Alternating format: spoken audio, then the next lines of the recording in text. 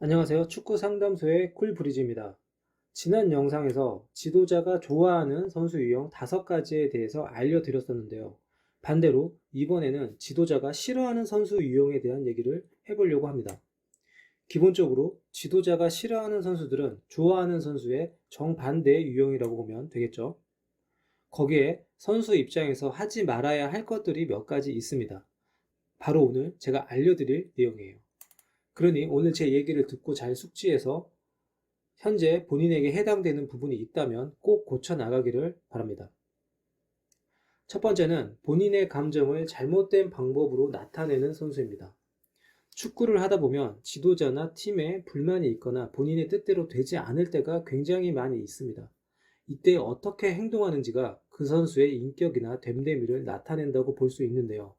예를 들어 본인을 경기에 출전시켜주지 않았다고 해서 훈련을 대충 하거나 불필요한 행동으로 지도자에게 직접적인 불만을 표출하는 경우가 많이 있습니다.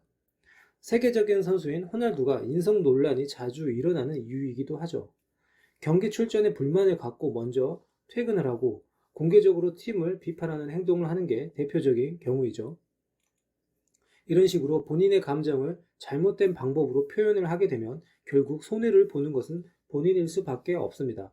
물론 인간이기 때문에 불만을 가질 수도 있고 좋지 않은 감정이 생길 수는 있습니다. 하지만 그 감정을 올바른 방법으로 표출해야 합니다. 한 예로 몇 년 전 리버풀과 바르셀로나의 챔피언스리그 경기에 있었던 일을 얘기해 보겠습니다. 네덜란드의 국적이 바이날둠이라는 선수가 있었는데 그날 많은 골이 필요했던 리버풀은 바이날둠의 교체 투입 후 멀티골에 힘입어 바르셀로나를 이길 수 있었는데요. 경기 후 인터뷰에서 바이날둠은 선발이 아니어서 감독에게 화가 났다. 본인이 할 수 있다는 것을 보여주기 위해서 최선을 다했다라며 자신의 감정을 경기장에서 표현했다는 얘기를 했습니다. 정말 좋은 예라고 보시면 되겠죠. 이런 식으로 선수는 불만이 있다면 운동장에서 보여줘야 합니다. 본인이 경기에 뛰어야 하는 이유를 스스로 증명해야 하는 것이죠. 훈련 시간에도 마찬가지예요.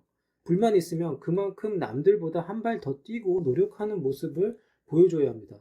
지도자들은 선수들의 그런 모습을 보고 평가를 합니다. 선수가 아무리 많아도 지도자 눈에는 누가 열심히 하고 누가 대충 하는지 한눈에 볼 수 있거든요. 그러니 본인의 감정을 올바른 방법으로 표현하기를 바랍니다.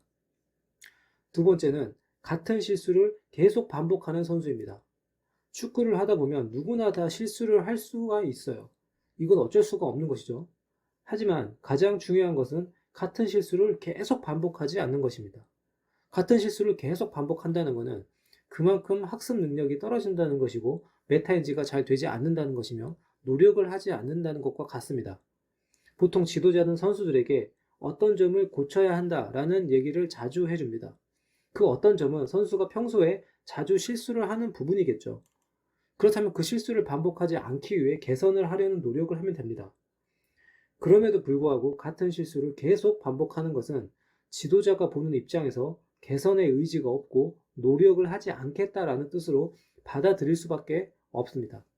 그런 선수에게 기회는 더 이상 주어지지 않겠죠. 너무 가혹한 거 아닌가요? 라고 할 수도 있지만 사실 지도자가 원하는 것은 개선을 할 수 있냐 없냐를 따지는 것보다 개선을 하려고 노력을 하는지를 더 중요하게 생각합니다. 그러니 본인이 계속 같은 지적을 받고 있다면 해결 방법을 찾아 개선하려는 노력을 꼭 하세요. 그리고 노력을 하고 있다는 것을 지도자에게 보여주기만 하면 됩니다. 그렇게 하다 보면 자연스레 같은 실수를 반복하지 않게 될 것입니다.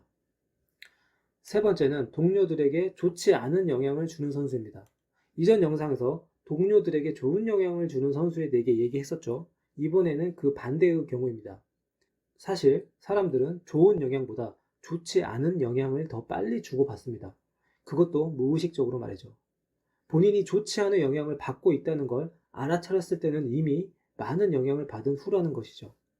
예를 들자면 팀의 훈련 분위기가 그다지 좋지 않고 최선을 다하는 분위기가 아니라면 항상 최선을 다하는 선수라 할지라도 본인도 모르게 영향을 받아 그 팀의 훈련 분위기대로 맞춰간다는 것입니다. 아니면 특정 선수의 좋지 않은 말투, 행동, 훈련 태도와 습관을 다른 선수가 본인도 모르게 따라할 수도 있습니다. 이처럼 동료들에게 좋지 않은 영향을 주는 선수가 있다면 지도자 입장에서는 굉장히 스트레스를 받을 수밖에 없습니다. 그러니 축구를 잘하는 것도 중요하지만 그보다 내가 하는 모든 행동이 동료들에게 영향을 줄 수 있다는 생각을 해야 되고, 또한 그로 인해 동료들에게 피해를 주고 있지는 않은지 고민해 볼 필요가 있습니다.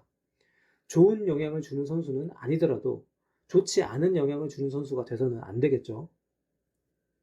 네 번째는 기복이 심한 선수입니다. 이 또한 지난 영상에서 얘기한 예측 가능한 선수의 반대 경우입니다. 기복이 심하다는 것은 우선 경기장 안에서 보여주는 경기력이 천차만별이라는 것이겠죠. 이는 선수가 컨디션 조절을 제대로 못해서일 수도 있고, 상대가 누구냐에 따라서 다른 경기력을 보여줄 수 있습니다. 물론 실력차가 큰 팀들과의 경기에서 나오는 경기력은 다를 수 있습니다. 제가 얘기하는 것은 평균적인 경기력이 별다른 이유 없이 다른 경우입니다.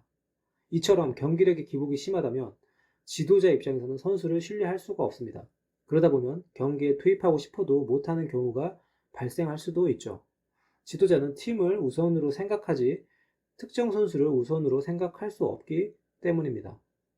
특히 수비나 골키퍼처럼 실수 하나하나가 치명적일 수 있는 포지션일수록 더욱 그렇습니다. 그러니 본인의 경기력이 들쭉날쭉하고 그런 얘기를 많이 듣는 편이라면 경기력의 차이를 좁히려는 노력을 해야 합니다. 사실 기복이 심하다는 것은 실력이 부족한 것이에요. 선수는 본인의 실력을 경기장에서 증명을 해야 합니다. 실력은 있는데 기복이 심해서 실력이 잘 안 나온다라는 것은 증명을 할 수 없기 때문에 실력이 부족한 것으로 봐야 하는 것이죠. 지도자들도 선수들을 평가할 때 그 선수가 잘했을 때와 그렇지 못했을 때를 종합적으로 보고 판단하기 때문에 잘했을 때를 온전히 본인의 실력으로 착각하면 안 됩니다. 항상 경기력의 평균치를 높이려는 생각을 하세요. 그러면서 자연스레 기복이 줄어들 것입니다. 마지막으로 다섯 번째는 패배의식에 젖어있는 선수입니다. 이 패배의식에 젖어있는 선수들은 항상 자신감이 없어 보이고 포기가 빠릅니다. 그리고 시작도 하기 전에 지는 것을 상상하죠. 그것도 본인도 모르게 무의식적으로 말입니다. 그러니 결과는 불보듯 뻔하겠죠. 우리가 어떤 경쟁에서 이기기 위해서는 이길 거라는 확신, 아니면 이길 수도 있다는 기대감, 그것도 아니면 지지 않겠다는 승부근성이라도 꼭 필요합니다. 하지만 패배의식에 젖어 있다면 지는 것에 익숙해지고 지는 것이 당연하고 지는 것이 습관화됩니다. 매일 지는 것을 반복하니 발전이나 성장을 할 수도 없겠죠. 지도자들은 이렇게 패배의식에 젖어 있는 선수에게 기회를 주지 않습니다. 어차피 기회를 줘도 금방 포기하고 지는 것을 당연히 여길 테니까요. 그러니 본인이 만약 패배의식에 빠져 있다면 하루라도 빨리 그 패배의식에서 빠져나와야 합니다. 물론 몸에 배어있는 습관을 하루아침에 바꿀 수는 없겠지만 작은 것부터 하나하나 시작하고 이길 수 있는 상대부터 한 명씩 이겨보는 경험을 함으로써 조금씩 나아질 수 있습니다. 여기엔 분명 스스로 바뀌려는 노력이 필요하겠죠. 네, 오늘은 지도자가 싫어하는 선수 유형 5가지에 대해 알아봤는데요. 사실 지도자가 좋아하는 선수란 역으로 지도자가 싫어하는 것을 하지 않는 선수라 볼 수 있습니다. 무언가를 하는 것도 중요하지만 하지 않는 게 더 중요할 수도 있다는 것이죠. 그러니 본인이 하고 있는 것들 중에서 하지 말아야 할 것들을 빼는 일을 먼저 해보세요.